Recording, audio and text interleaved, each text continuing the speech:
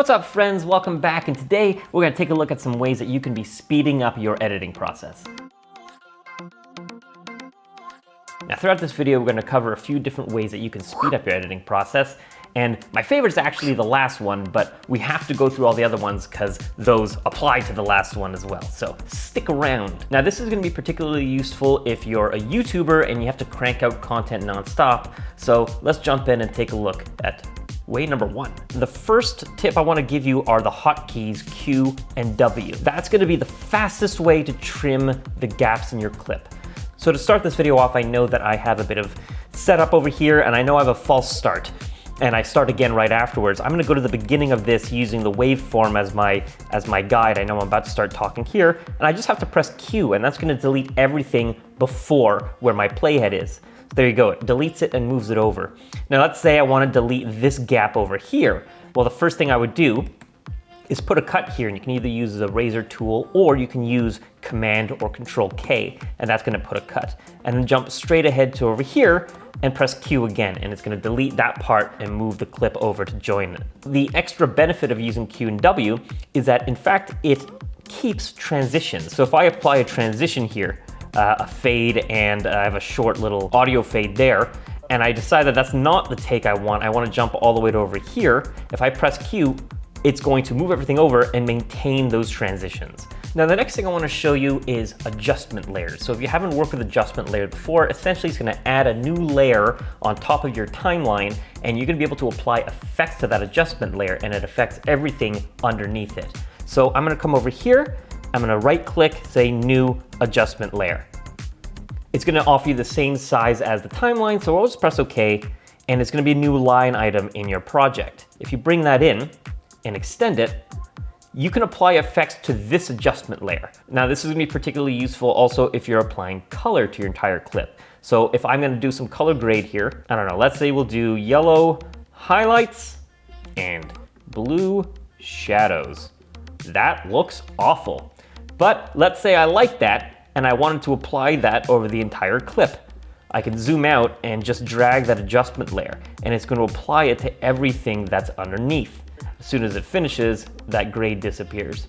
Now, this replaces color grading a single clip and then copying and paste that over the entire timeline wherever that clip appears. If you want something to not be within there, let's say you have some B-roll, just make sure to put the B-roll on the layer above, and then it won't be affected. It also helps that you can toggle that whole layer on and off and just see what the color grade does on different points in your timeline. Next up, audio. So let's go to the audio tab. And if you haven't explored the audio tab, I suggest you do, because you can apply effects over an entire layer. So let's say I wanted to compress the entire audio line with my dialogue, but not, let's say, any music that I have on the second or third layer. I come over here and I can choose from any of the audio effects you might normally have.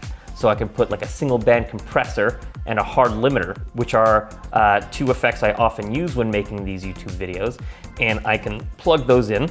And now that's going to be applied over my entire layer. So if everything on one line of audio is coming from the same source, the same microphone, and you know you're going to treat it all the same, not only is it a much quicker way of doing it, but actually the computer handles that processing a lot easier. So it might even speed up your playback. Now, a lot of the times when people talk about speeding up your editing process workflow, they're talking about creating templates for your export or templates for your color correction, which are all great, but there's one that I find that no one is covering, and that's the idea of creating a template project. Let me show you what I mean by that. If I jump over to my Finder window here, in my root folder, I have the Nerdy Filmmaker default timeline.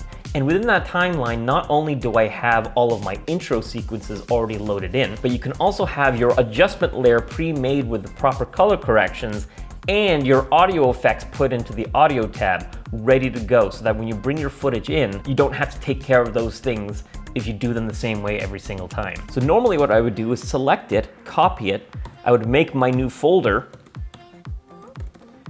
bring it in there, paste it, and just rename it.